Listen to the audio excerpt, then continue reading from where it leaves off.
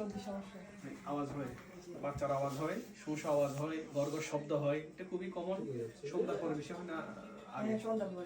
আপনাদের একটা ইনশিওর করি, বাচ্চার এরকম আওয়াজ যদি সন্ধ্যার পরে হয় তাহলে আসলে এটা নিয়ে খুব বেশি দুশ্চিন্তা করার কোনো কারণ নাই। আবার যদি খুব সকালেও হয়, সারাদিন তো ভালো থাকে নাকি, কোনো ইয়া নাই। এটা আসলে একমাত্র সলিউশন হচ্ছে নাক পরিষ্কার করা, নেজাল কনজেশন। এখন অনেকের আসলে নাকের ড্রপ ব্যবহার করতে জানেন না, শুধু দিলে হয় না, নাকের ড্রপ দিয়ে দেখেন এই নাকে এক ফোঁটা,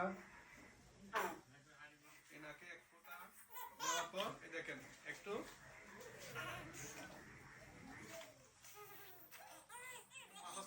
বাচ্চা একটু কান্না করবে, কান্না করলেও কি হবে, বাচ্চার এই যে ময়লাগুলা কি হবে, ফ্রি হয়ে যাবে।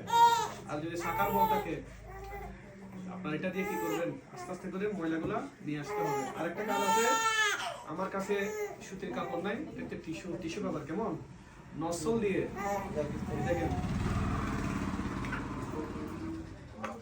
সব ময়লা, ঠিক আছে, আপনাকে নসল দিয়ে একটু করে ময়লাগুলো একটু করে নিয়ে আসবেন, সব ময়লা একটু একটু মাসাজ করতে হবে, একটু মাসাজ।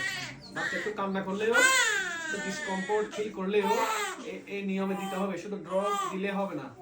আবার এই যে একটু নসল বা সলো বা এক্সল নজমিস যে নামে পাওয়া যায়, এটা যেন সোডিয়াম ক্লোরাইডের হয় 0.9%।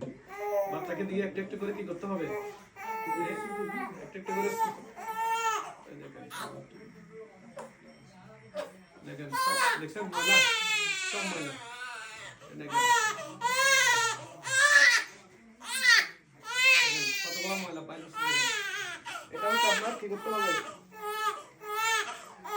বাচ্চা শুধু সলো ড্রপ দিলে হবে না, পরিষ্কার করে সুতির কাপড় দিয়ে নসলটা লাগিয়ে করতে হবে। দেখেন কখন পরিষ্কার, এভাবে 2 ঘন্টা পর 2 ঘন্টা কথা দিতে হবে, ঠিক আছে।